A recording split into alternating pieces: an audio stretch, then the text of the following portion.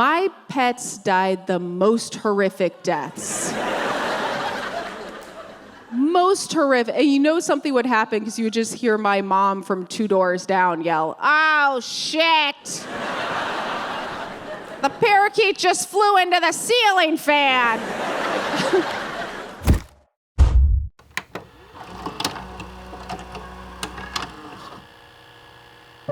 Bury me where the stars will always shine, and the silly out-of-towners can leave their pretty flowers on my grave. I live in Hollywood forever.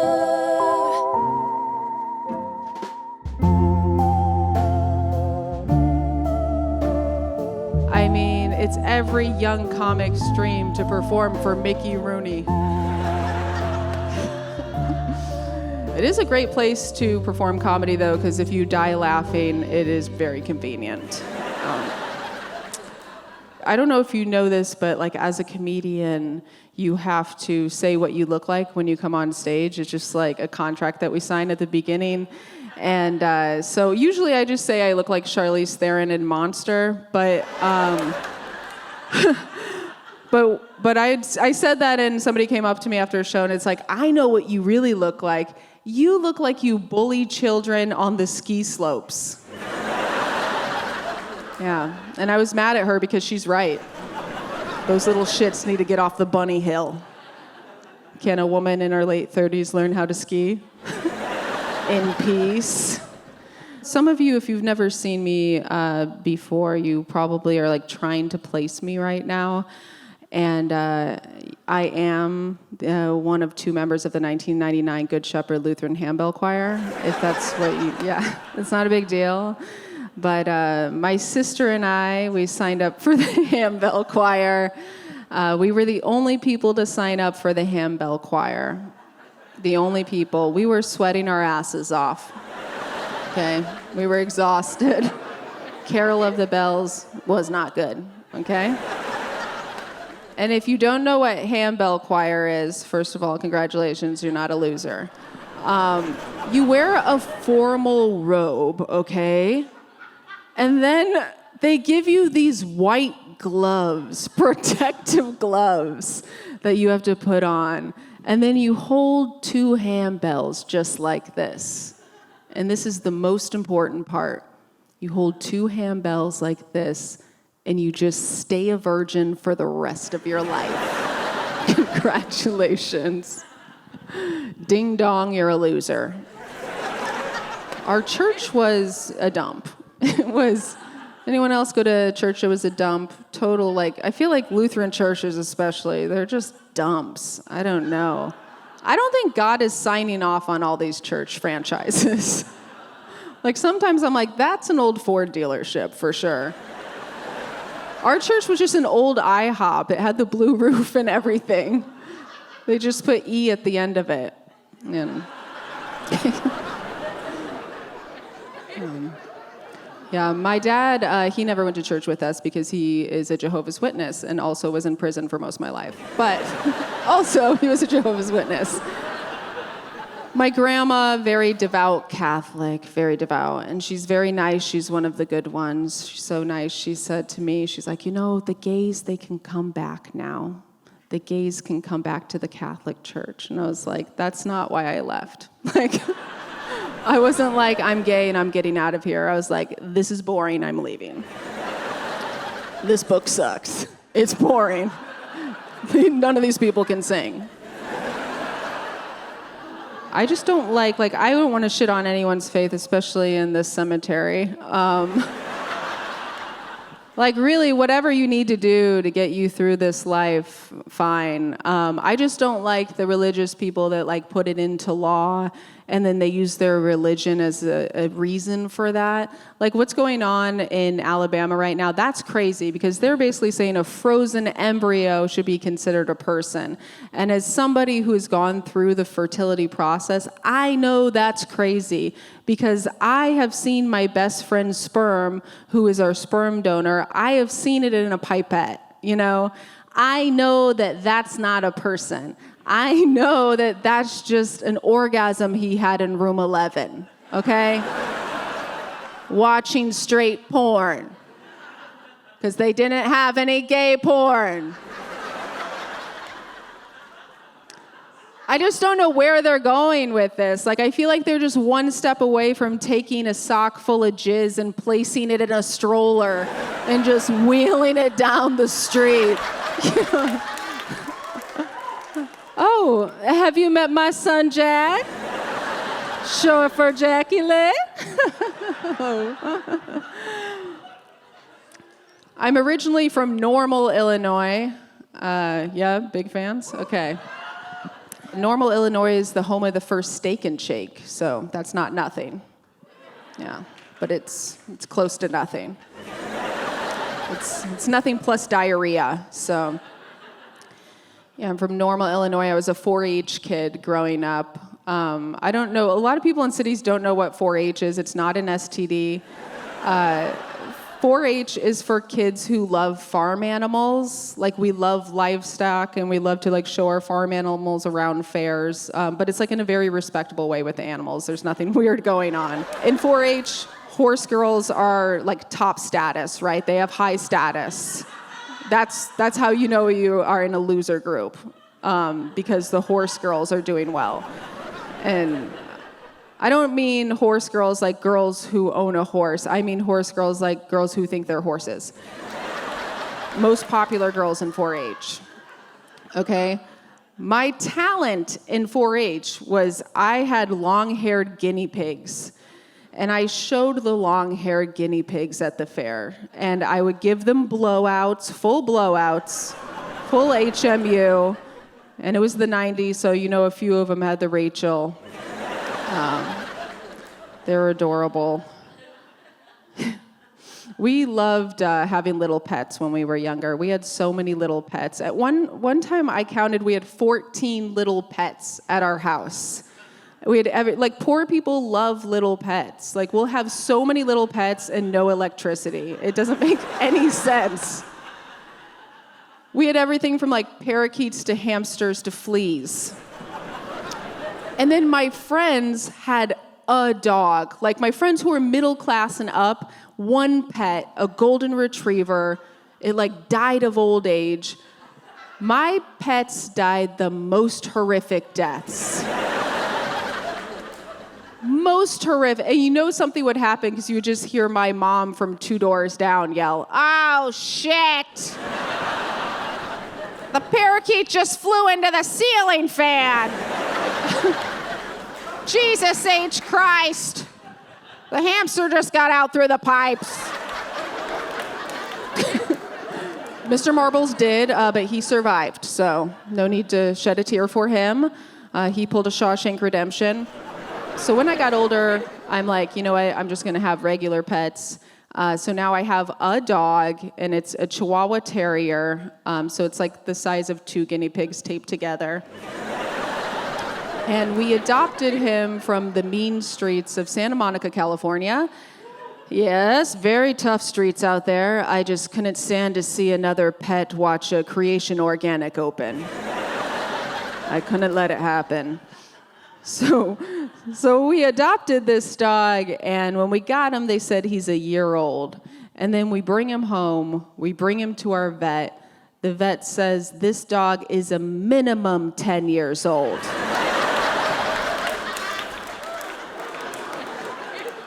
Minimum 10 years old. I mean, I think I'm bringing home a newborn. This guy's 75 years old. He's watching Yellowstone. He doesn't give a shit about pronouns.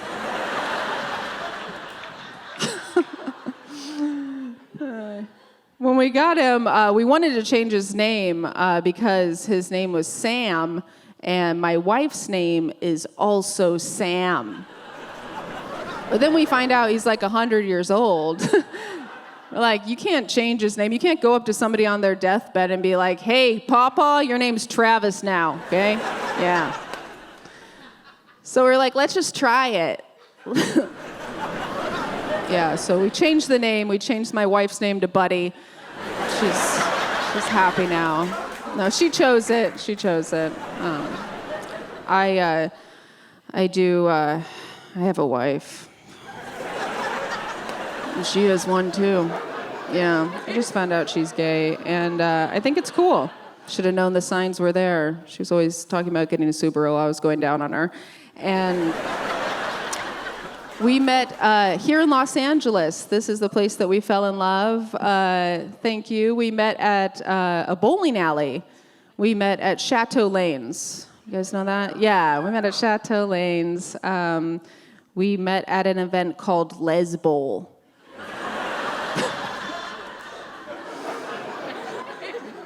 I'm very embarrassed to tell you that. Okay, I tried to hide that for a long time. And my friends are like, no, you should not be embarrassed about that. That is a modern-day lesbian love story. Yeah, and to be fair, every lesbian love story is a modern-day lesbian love story. Yeah, but I'm very embarrassed about us meeting at Les Bowl because I have to explain that to my grandkids one day. Like, I have to be like, where did I meet Grand Dyke? I don't know what we're going to call each other. We're workshopping some names, but Grand Dyke sounds awesome. Like, where did I meet Grand Dyke? Well, we met at Les Bowl. She put 3 fingers in that bowling ball, and I knew she was game. They were the right fingers. She wasn't even wearing a wrist guard, which is basically raw dogging in my community. I'll stop, okay. You guys look horrified. It's like this moment that people get a little horrified. They're like, is that lesbian sex? It's just like a claw? I don't know. I'm not sure yet. Anyways, I'm a mom. Oh, thanks. Oh, a little whistle for the mom, a little cat call. Hey, we need it too. I am a mom. I had a baby right before the pandemic. It was bad timing. I had a geriatric pregnancy, which basically means I'm a bit of an old mom. They call it advanced age pregnancy now, which I think sounds worse somehow. But I do highly recommend having a baby at an older age if you like to pee and walk at the same time. You guys are in the splash zone right here. Yeah. I think this is adorable. The teachers at my daughter's daycare, they say that they know who has the older parents because when the toddlers get up, they make noise.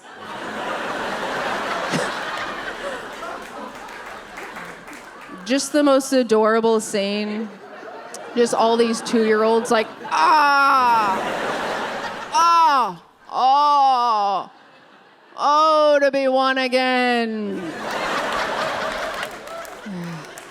The kids that have young parents, they say things like, when I grow up, I want to be a firefighter. Not my daughter. She's like, anything with a good pension.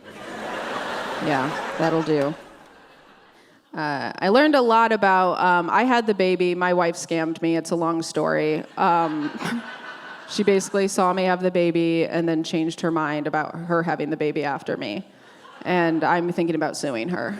But I learned a lot when I was pregnant. I learned that my friends are dumb. It's not their fault. I am friends with all stand-ups. And I was 5, maybe 6 months pregnant when I told a friend of mine, I said, hey, great news, I'm pregnant. And her first question right out of the gate was, are you gonna keep it? I don't know how you think I made this baby with my wife. Heavily planned, not a mistake. Like, I didn't get so drunk and wake up one morning and was like, oh my God, what happened last night? I got so drunk. Did I pay a fertility doctor $12,000? No. So many steps to the process. My daughter will never have like the grit of a child made by mistake. There were so many steps. We had to get a lawyer. One of the things they made us do, our fertility clinic, they made us all go to therapy. We had to. I had to go to therapy. My wife had to go. Our sperm donor had to go. And at the time, it felt like a mild hate crime. But now, in retrospect, I'm like, that's not a bad idea. Like, maybe anyone who wants to procreate should have to go to therapy first. Like, yeah. It's my Shark Tank pitch. Of course, if that were the case, none of us would be here tonight. Yeah. Can't imagine my mom and my dad going to therapy. Yeah, it really makes me giggle. My mom is my best friend, that's for sure. Yeah. Yeah. Yes, actually. Yes. She is my best friend. Her stories are insanely boring. They are getting out of control boring. So detailed. I don't know if your parents are like this. Her stories have to start at the very beginning of the day. Even if she's telling me a statement from her life, she has to start at when she woke up. She'll be like, oh yeah, so I woke up at 5 o'clock in the morning. The thunderstorms are really bad rolling in from Chicago, so I couldn't sleep. So I went downstairs and I decided I was going to make myself some eggs, and I got some scrambled eggs because Dr. Kyle said that I need to get more protein. He actually moved his offices. They're not in Lombard anymore. They're in Oak Brook now, which is nice because it's by the Pottery Barn and by the drive-through Panera Bread. But yeah, and then Callie needed to take a walk because her bladder is not doing well.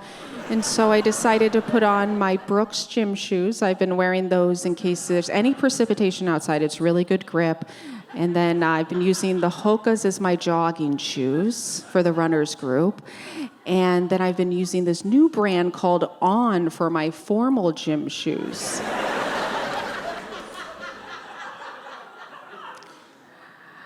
45 minutes into this story, we are not even at 11 a.m. in her day.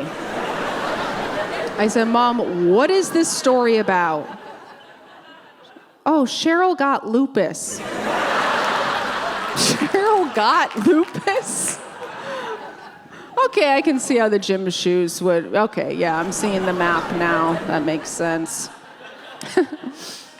I love my mom, but she was like, at the beginning of learning that I was gay, she was not good. She did not start off good, okay? Because my brother, he came out to her a year before me. And when my brother came out to my mom, she said, oh no, you're not gay. You're just like Ace Ventura.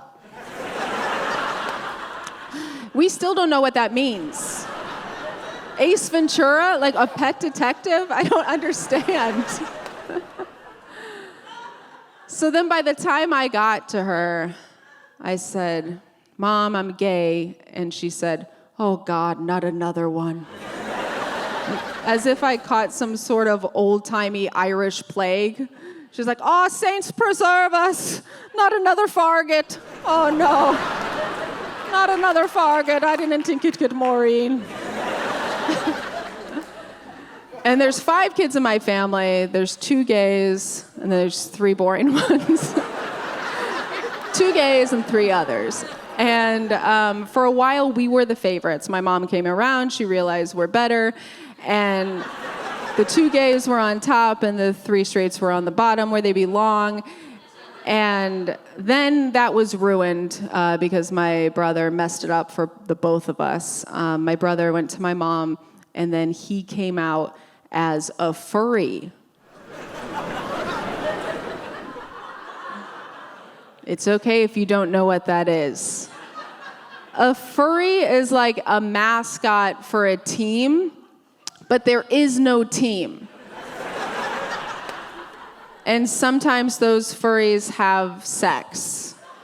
They furk. And let it be known that I came up with the word furk.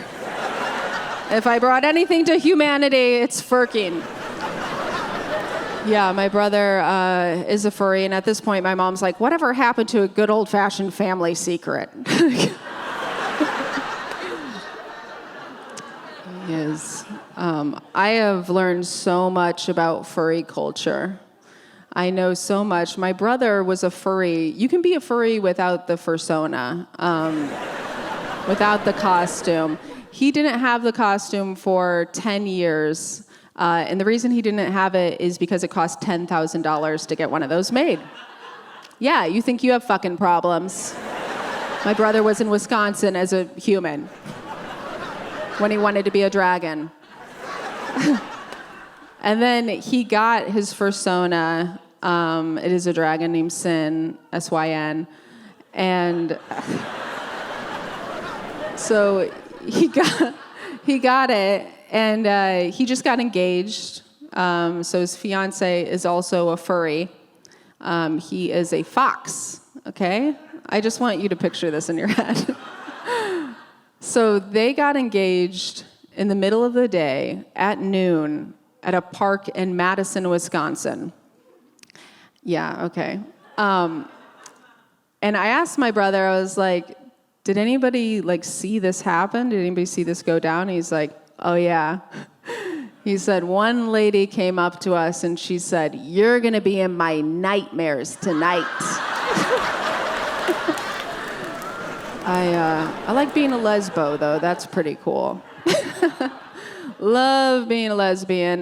You couldn't have told me in high school that we were gonna be cool. I could have never seen that coming. Did not think lesbians would ever be cool. Now it's the cool thing to do. Lesbians right now, they're young, they're hot, and they're confident, and I am not okay with that. It's too much. There's too much confidence. I want to be a vintage lesbian. I always have wanted to be a vintage lesbian. I love, do you remember your PE teachers growing up? This is exactly who I'm talking about. That's who I want to be. I want to be a coach. I want to be Coach Linda and Coach Susan. I call them huddle up lesbians. Huddle up! Huddle up! They're always telling a group of people to huddle up. Huddle up! Visors back, huddle up! I want to be the Jeff Foxworthy of huddle up lesbians. I want to be let's see if I can think of one on the spot. I want to be you don't, you think a Trader Joe's bag is a formal purse. If you think, yes, here we go. If you think a Trader Joe's bag is a formal purse, you might be a huddle up lesbian. Okay. Yeah. I think I can make it work. I hope he sues me.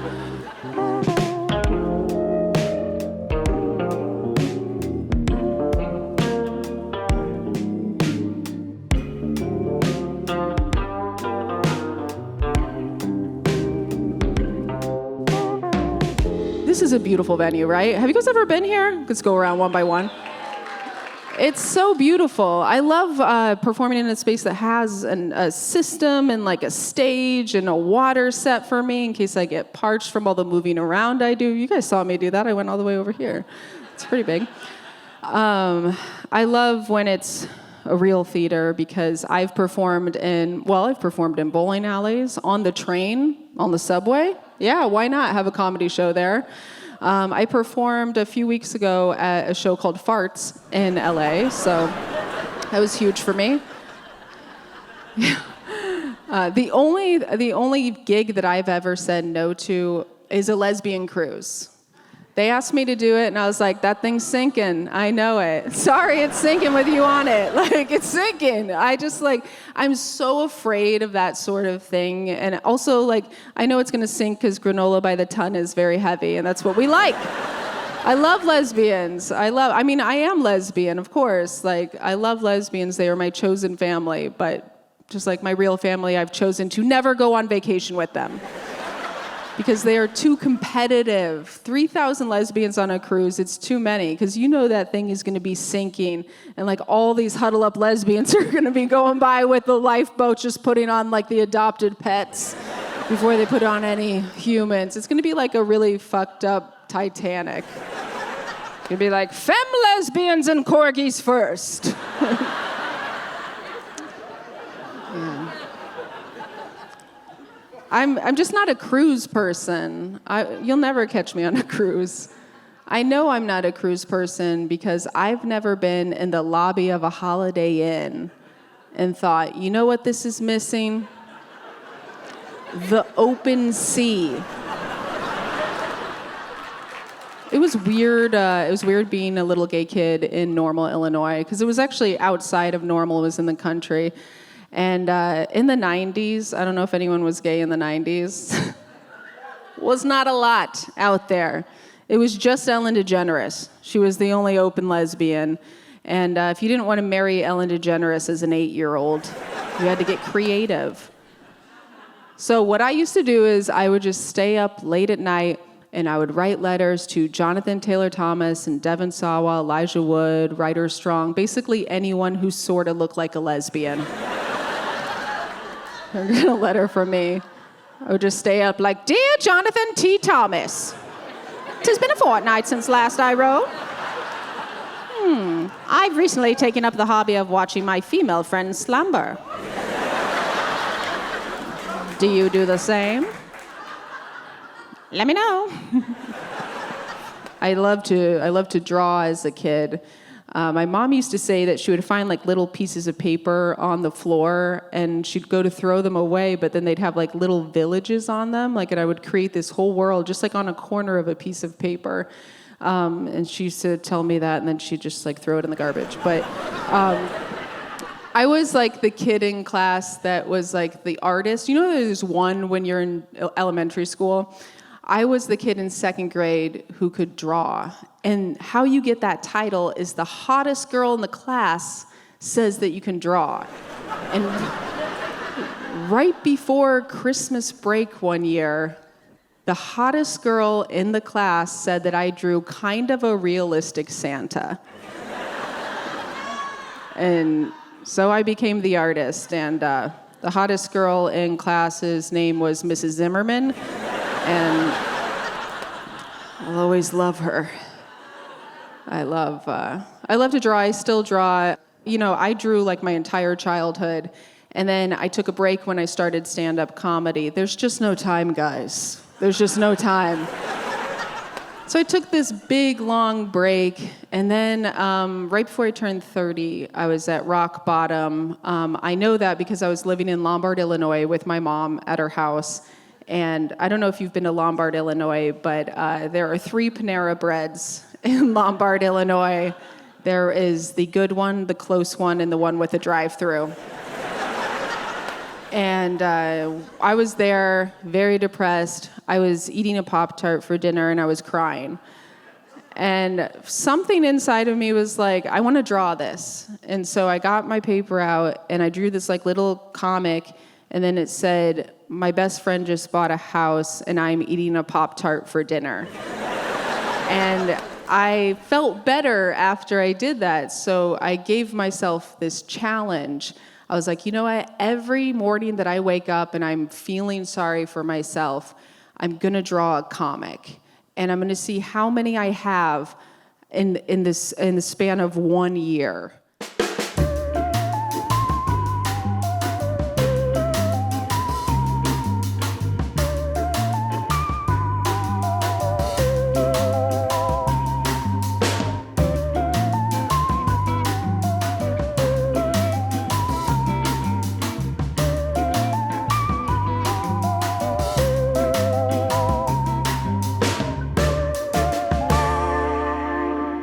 And at the end of the year, I had 360 comics. I had a few good days in there. And so I just kept drawing, like, for years, and then I got a book deal. I'm not just telling you that to brag. I got a book deal from drawing these comics, and then the pandemic happened, and I was like, well, this is great, because I'm just gonna live off of this money that I'm gonna make from this book. But unfortunately, I did not make any money from this book because I probably have the worst title for a book coming out right before a global pandemic. I don't know if you saw it outside. It's called How to Die Alone. Yeah. A lot of people were trying to avoid that. They're for sale in the lobby. I'd love to get a jet ski. if you don't mind. Yeah.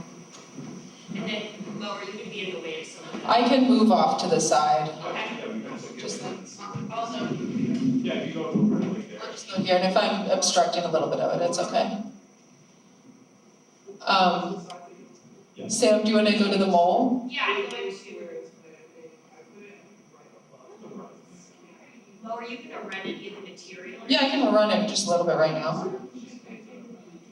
So we're going to do, so to end the show, I'd love to start, I would love to do a story here that I actually debuted here 2 years ago, so it seems like the right spot to do it.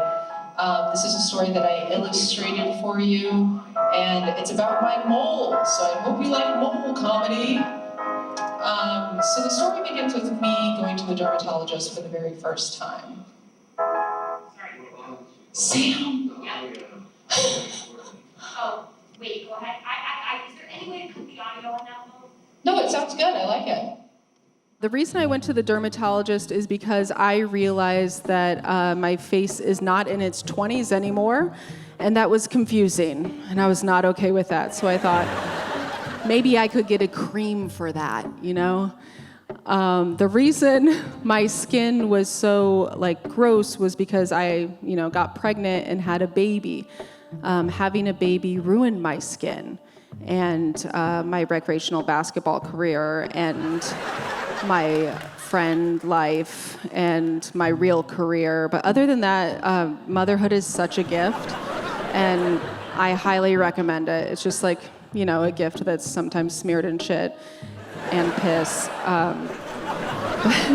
While I was at the dermatologist, she noticed on my back I have this really gross, ugly mole. and mole comedy, like I said.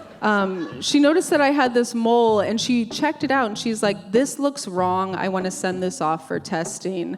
And I did that thing that I always do at doctors. I just denied that I ever knew that existed. I was like, "What? There's a mole back there? I had no idea." "Yeah, it's back there. How would I know that it was back there?" But I always knew that this mole was there. I mean, it was like a freckle at one point. It was a newborn mole, and then it grew up with me into a big ugly mole.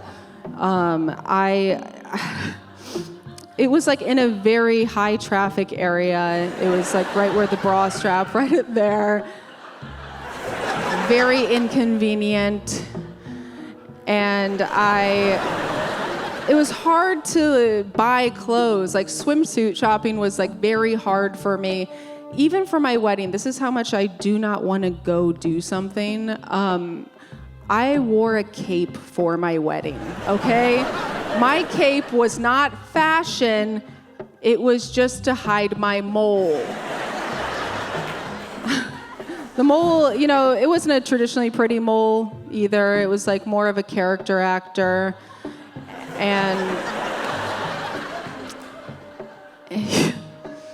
I love to avoid important things. That's why I never went to go get it checked out. But the thing about ignoring is that you can turn your back on your family and your friends, but you can't turn your back on your mole because your mole's on your back. Okay? So while I was at the dermatologist, she was shady, by the way, of course. I get scammed so much. She was immediately shady. She said that she would take the mole off, send it off for testing, but also I could get 20% off of Botox. That's how I knew that she was shady. I was like, I do not want a BOGO sale in a hospital setting, okay? But yeah, she gave me this menu, the Chipotle-like menu, to look at it, and she charged me $200 to scrape that bad boy off.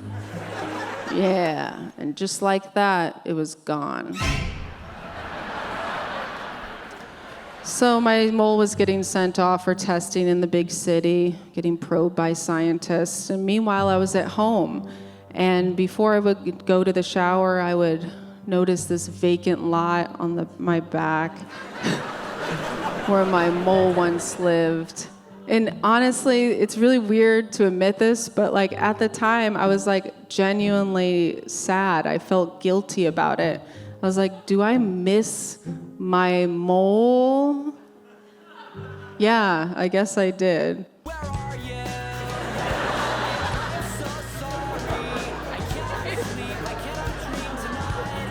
Anyway, I thought about this when I was getting no sleep because my baby does not sleep at all.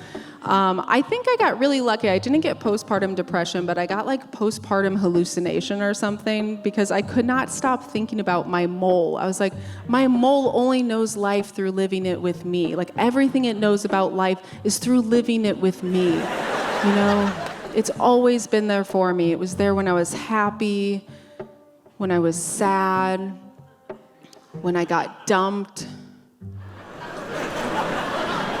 when I had a baby. Do not be afraid of it. It happens to everybody. Okay? But I kept like messaging the dermatologist because she was shady and she wasn't getting back to me. Eventually she's like, yes, everything's fine. And then I'm like up late at night, you know, so I'm just telling her in my complete like delirium, I'm just like, where is the mole though? She's like, we don't keep the moles. She's like, we don't like donate the mole to a donor. Like we don't give the mole away. And I could not stop thinking about my mole. I'm telling you, every single day when I had this newborn baby, I was just like, where the fuck did they put those moles? Like, where did they go? And I just kept thinking about it, and eventually I was just like, I don't know where the mole is, but I sort of have an idea.